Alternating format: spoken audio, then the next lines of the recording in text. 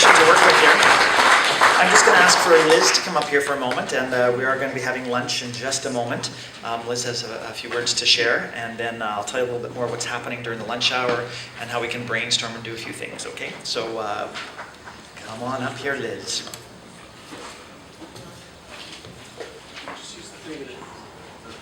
There's a little button.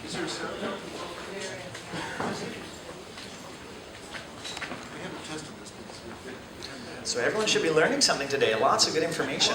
A lot of good information. So you might have noticed there's some packets too on your table. During the lunch break, we'll have a chance to go through some of this. And there is a questionnaire on the back of your form.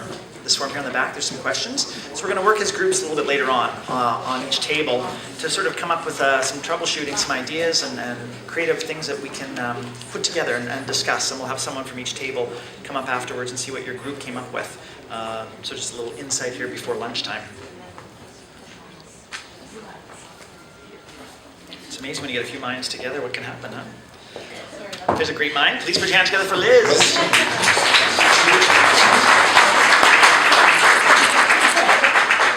Sorry, I'm a Mac person. It always ends up causing massive problems whenever I do a presentation. I also like to show videos, then you don't have to listen to me so much. But I'm going to talk about insight, nothing that everyone in this room I'm sure knows way too much about already. But I just think it's worth celebrating. And so obviously it was an incredible partnership with researchers and community activists and community folks. And I think insight really is something that's best understood in the context of understanding the degree of human suffering that we've created for people who are suffering with addictions. And something those of you who are here today all understand very well, and who I feel very honored and privileged to work with.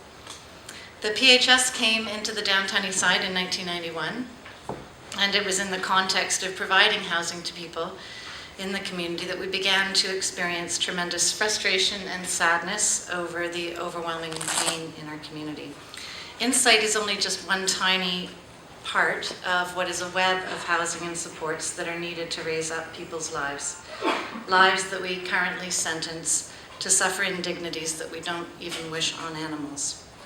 We've enabled people to contract disease, develop and spread infection and infectious disease, and then blame them for the situation they're in, and then die without any dignity.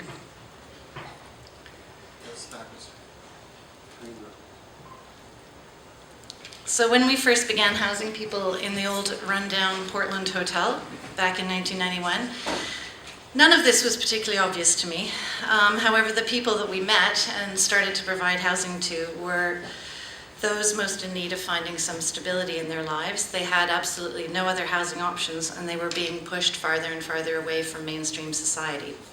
And the morality at that time in Vancouver was really to vilify and blame the people that were living in poverty and facing addictions as a collective. They were junkies, people who acted irresponsibly, made bad choices, and because of this, all the suffering that came with this alienation was seen as their fault and therefore justified. While it might not seem like much now and in hindsight, just that act of welcoming people into the old Portland Hotel, which was the beginning of our organization, was seen as highly controversial. And while we maintain, ultimately our goal is never to do anything to anyone as an organization, we see our aim as to open up accepting spaces for people where they are hopefully met with respect, acceptance, and where they can find hope. The relationships that we've formed since these early days with the hundreds and thousands of people who've lived every day with incredible struggles and obstacles that they need to overcome to survive in our community explain the role that we've had and in our journey to open insight. And in the 1990s, the backdrop of this work was, as most of you in this room know, a community under siege. With a population of about 16,000 people, approximately 11,000 SRO hotel units available that were rapidly dwindling as a result of the gentrification, and an addict population of about 6,000, the neighborhood was in crisis and stricken by grief. In the 10 years between 1988 and 1998, 2,413 people died of heroin overdose. This crisis reached a peak in 1998 with a peak of 413 preventable overdose deaths in just 1 year. This same year, the rate of conversion to HIV in Vancouver was the highest in the Western world. A public health emergency was finally declared as a result of the combined efforts of our coroner's office and public health officials taking notice. And we put up 1,000 crosses in a local park to highlight this devastation. But in spite of all of this, there really was no consensus among drug users or agencies locally about what to do. A lot of community education, public events, and protests had to happen in which people came together, with some groups refusing to accept or embrace harm reduction to the bitter end. However, it was a massive feat to turn the minds and hearts of the public around to see why such a thing as insight might be useful.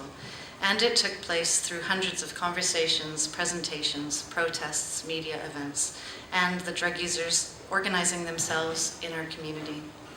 And after hundreds of people from local and provincial government, health experts, policymakers, and police came together, and of course there's hundreds of people to acknowledge, people like Philip Owen and of course Van Du's role, Insight was officially opened in 2000, and it really was a historic event.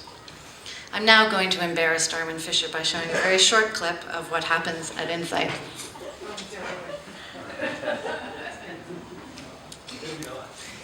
Oh, I am. When somebody comes to Insight and decides that they need to use the service, the first thing that happens is the staff is going to take them aside for a one-on-one conversation. And that's really important. We don't just throw paperwork at people. We talk to them about their drug use patterns, why they're here, why they need to use the site, and we tell them what the site can offer. And we make sure that they know that the site is for them. It's for their health care. It's an important social contact for people. It's an important place of respite. So after we've had that conversation, if they decide to sign up, we'll sign them up quickly and we'll give them a code name that they can use so they can use the site anonymously. After that, people can go into the wait room where they wait to get into the injection room, and there's staff there to chat with them, find out how they're doing, and make sure that they feel comfortable in the site. They'll go into the IR, they'll be given a booth, they'll be shown the array of clean equipment that we have, which is broader than most needle exchanges can offer. We'll show them things like where the sinks are so they can wash their hands with some soap and water before they use. It's incredibly important, small things like that. They can talk to a nurse while they inject. They can learn safer injection techniques. They can see the nurse after they're done for some wound treatment if it's necessary. Then they can go grab a cup of coffee afterwards in the chill lounge or a cup of juice, and we can talk about some of the broader issues. We can talk about what it's like to live in the downtown east side. If this person's homeless, we can talk about housing. If this person needs methadone, we can get them in touch with that. If a person wants to talk about detox, we can tell them about on-site upstairs. Great site for people to go to where we can just look at them, treat them as human beings, treat them with respect, and say, what are your needs?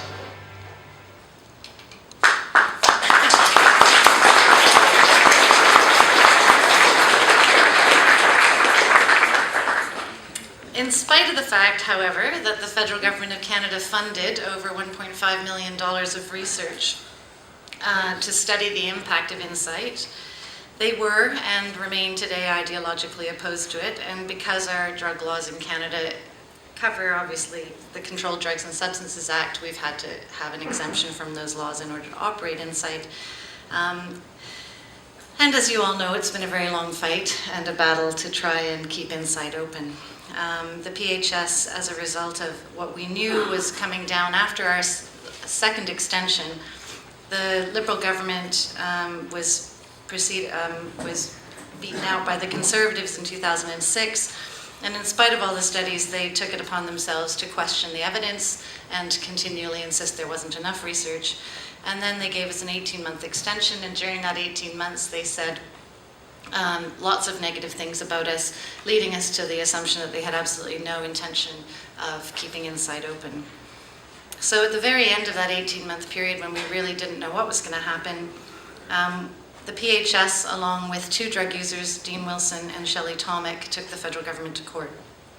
So as a pretty small non-profit in the scheme of things, it was a huge risk for us as an organization, but it also was an essential one. And the two arguments that we filed in the BC Supreme Court were the constitutional argument and the jurisdictional argument. The constitutional one being that drug users have the right to life, liberty, and security of the person, and the other